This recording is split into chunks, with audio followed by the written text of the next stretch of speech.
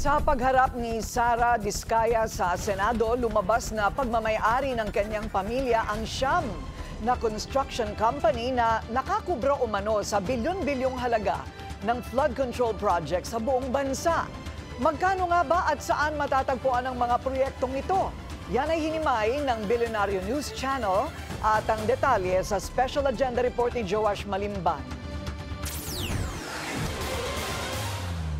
It is common knowledge that you own 9 companies, namely St. Gerard, St. Timothy, Alpha and Omega, Elite General Contractor and Development Corporation, St. Matthew, Great Pacific Builders, YPR General Contractor, Amethyst Horizon Builders, and Waymaker OPC. Am I correct? Yes po. Opisyal nang humarap sa Senado ngayong araw si Sara Diskaya, ang tinaguriang Queen of Flood Control Projects. Inamin niya na siyam sa kumpanyang nakakubra ng bilyon-bilyong pisong kontrata sa pamahalaan mula 2022 pagmamay-ari ng kanyang pamilya. Kabilang dyan ang Alpha and Omega General Contractor and Development Corporation at ang St. Timothy Construction Corporation na parehong nasa top 15 most favored firms ng DPWH ayon sa ulat ni Pangulong Bongbong Marcos. Pero yung bulk ng mga projects na award sa ng DPWH, mostly sa Metro Manila. Am I correct?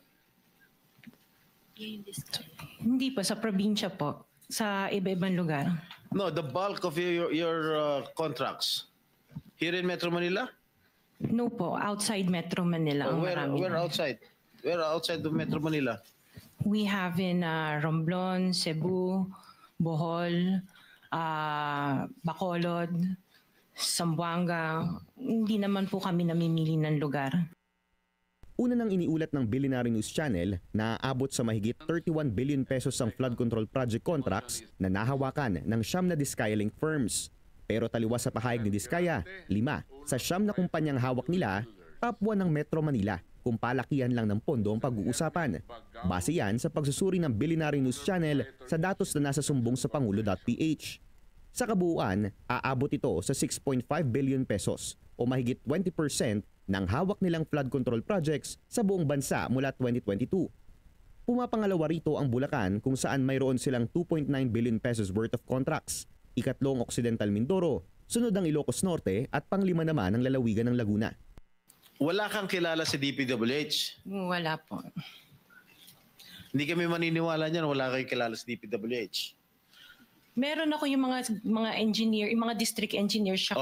Yun pala. Sino ang mga district engineer na nakilala mo?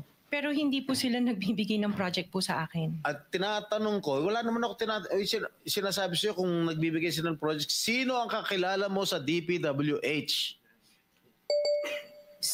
Sila mga DE po. DE ng... Sabi mo, sino? Teka sandali. DE ng Laguna, sino DE ng... Banggitin mo yung pangalan. I can't remember their names kasi I don't transact on behalf of the companies. DE ng Laguna, sino pa? DE ng Bulacan. Ayon kay Diskaya, bukod sa flood control projects, daan-daang bidding din ang sinasalihan nila para sa ibang infrastructure contracts ng DPWH. Sinuri namin ang website ng ahensya para makita kung gaano ba talaga kalaki ang kontratang hawak ng 9 Diskaya-linked firms. Tagumpay naming nakuha ang datos ng 6 na Diskaya firm sa DPWH website para sa mga proyektong hawak nila sa Metro Manila. Pero habang nasa kalagitnaan ng aming data gathering, tila nag-crash na ang website ng DPWH at ganito na ang lumalabas. Nakolekta namin ng datos mula sa Alpha and Omega, St. Gerard Construction, St. Matthew General Contractor, St. Timothy Construction Corporation, YPR General Contractor at Amethyst Horizon Builders. Sa 6 na kumpanya pa lang na ito, aabot na sa mahigit 200 proyekto o katumbas ng 13 billion pesos worth of government contracts ang nakukubra ng mga Diskaya sa Metro Manila pa lamang.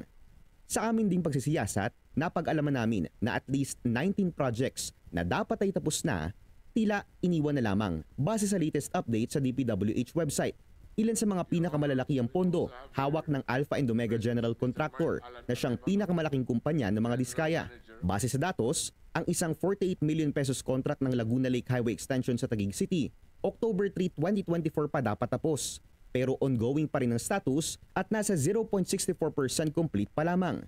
Ganito rin ang construction ng isang 94.1 million peso multi-purpose building sa Taguig City na November 2024 pa ang expiration ng contract. Pero nasa 0.40% complete pa lang ang natatapos. Ang isang 140 million peso retention basin sa Manila na hawak ng St. Timothy Construction, October 27 ngayong taon ang expiration ng kontrata. Pero hanggang ngayon, wala pang nasisimulan base sa pinakahuling datos ng DPWH website. Sinusubukan pa ng Billionaire News Channel na kunin ang buong datos para sa nationwide projects ng mga kumpanyang ito. Para sa agenda, Joash Malimban, Billionaire News Channel.